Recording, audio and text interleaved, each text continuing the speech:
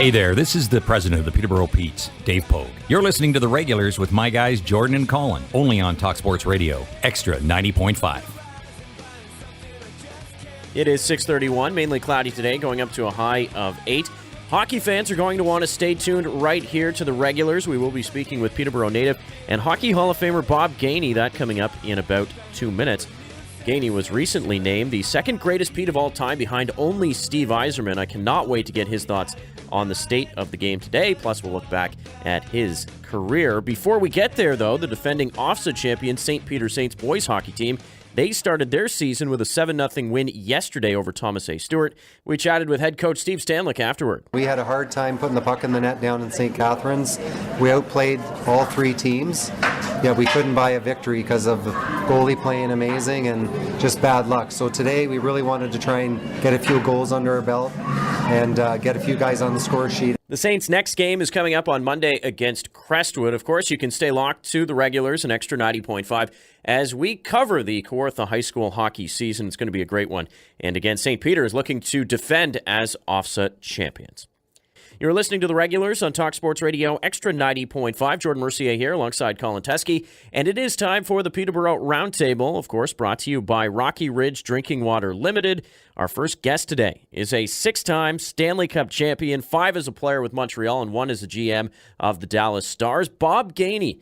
Welcome to the show. I'm so excited to be talking hockey with a Hall of Famer like yourself. We'll get to your career in the pros coming up, as well as your stint as general manager and head coach in a couple of different places. But I want to focus on your junior hockey experience. You spent a couple of years with the Petes in the early 1970s. Take me through that time period in your career. What was it like to don the maroon and white? Well, it was a time when if you were a local player, you played for the local team. And because I'm a Peterborough native, I knew that if I was going to play on a major junior A team, it was going to be the Peterborough Petes.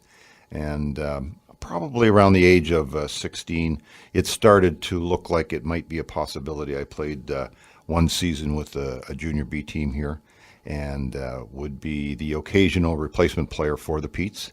And then the following season, I moved up and played with the Peterborough, with the junior A team for 2 full seasons, which we had very good teams. We didn't have star players, but we had good, strong teams, one that competed in the finals for the Memorial Cup and lost in the finals. Pretty outstanding stuff. We're chatting with Hockey Hall of Famer Bob Gainey. Of course, you went from there, you spent some time in Nova Scotia, and then you ended up with the big club, the Montreal Canadiens, and we are the home of the Leafs here in Peterborough, but we don't deny that Montreal certainly has a huge following, and you probably have a lot to do with that. Yourself, Scotty Bowman, Mickey Redmond, a lot of those particular players. But what was it like when you first got to Montreal? Did you think that you were going to be able to hang around and have such a long career? Well, it's hard to project out that far, but I knew that I was entering into pro hockey at a good time because there was expansion, had recently happened in the NHL, and there was also a second league that had started. So there was lots of opportunity for young players to find a place to play, even if it was for a year or 2 or 3, to get out and experience the world a little bit and be able to earn your living playing pro hockey. That was a big attraction, and I entered that job market at a very good time. You're listening to The Regulars. Jordan Mercier here alongside Colin Teskey. And Bob, when you played in Montreal, just how crazy was the fan base at that time? What was it like going into that arena, playing in front of that rabid crowd? What was it like as a player playing there? It was, for me, it was very enjoyable because I enjoyed the fact that the city, to a large degree, was connected to the results of the team. Much like the city is here in some way. It might be close for some people, it might be stronger for some people, but everybody knows what's happening with the Peterborough Petes. And Montreal was similar, maybe on a different scale. So I enjoyed the atmosphere in Montreal. We had strong teams, we had championship teams, but to be able to put it up against the experience that the players have today is very different with the media outlets and the amount of exposure. And we had quiet time, and we had the ability to get away and do things where we were just ordinary people. I don't think the players today have that same luxury. There hasn't been a repeat Cup champion since the '98 Detroit Red Wings. Do you think that makes it a little bit better, more enjoyable, or do you like to see them being kind of a dynasty team? I guess you could throw Chicago as sort of the modern example. Yeah, I mean, there's been some dominant teams because they've had some of the dominant players accessible to them over a period of time. But I know in my own experience, when you're with an organization, I was with the North Stars for a couple of years, and when you're with an organization where you really cannot convince your people that you have a chance to be the champions or to really be successful, it's a harder sell. And so each team beginning the season on somewhat level footing, depending on how they manage their players and operate their organization, I think is better for all the participants, the fans, the players, the organizations, and the communities. And not to sell yourself short, though, there was a North Star team that got hot at the right time and went all the way to the Cup final. We did. We found a little niche late in the season, and we ran with it just about as far as we could. Eliminated by Mario Lemieux and the Penguins in the Stanley Cup Finals in '91, I think. And Bob, I've always wondered this. What did you prefer? Did you like being a GM or did you like being a coach? Well, I think from my own personality, being a GM was a more suitable job. I did coach, and at times I was a good coach, other times not as good. But it's the day-to-day management of all of those personalities and people that I think a more outgoing and vibrant and communicative person has a better chance to enjoy it and be successful at it.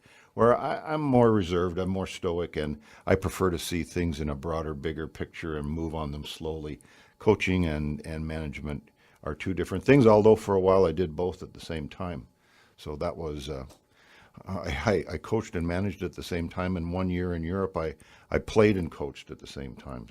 They're not good mixes. You're better to pick one and be good at it. Yeah, no kidding. And you were certainly good, especially when you were general manager, of course, the Dallas Stars. That was a big opportunity for you, winning the Stanley Cup in 1999. Was it a goal, Brett Hull's goal, do you think? Do you ever think back at it? We don't spend a lot of time on it because the people in Buffalo spend most of the time on it.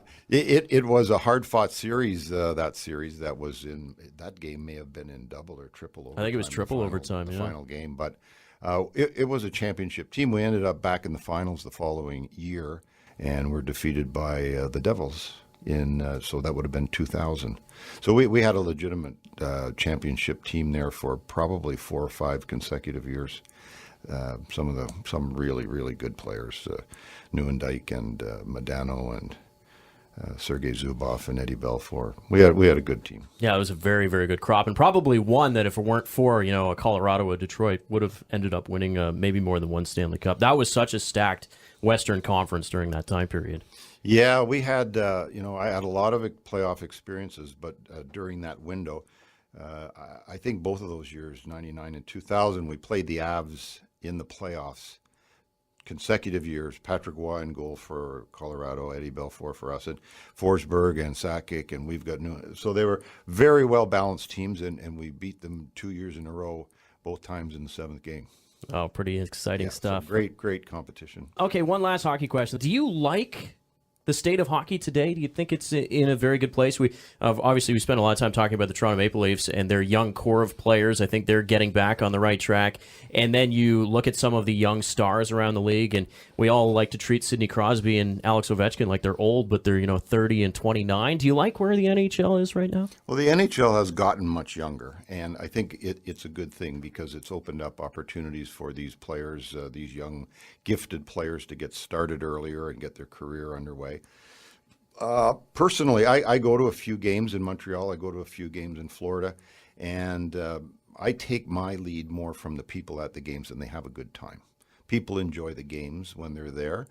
They like the players. They like their team to win, but they enjoy the whole atmosphere. The players are overall more talented and more committed and more disciplined than players in the past. And I think the reality or the proof is it's a good product. They're expanding again. It's a good product, and it is that because the players put a lot in, the ownership puts a lot in, and the people buy it. You're with the Regulars on Talk Sports Radio, Extra 90.5 with Jordan Mercier.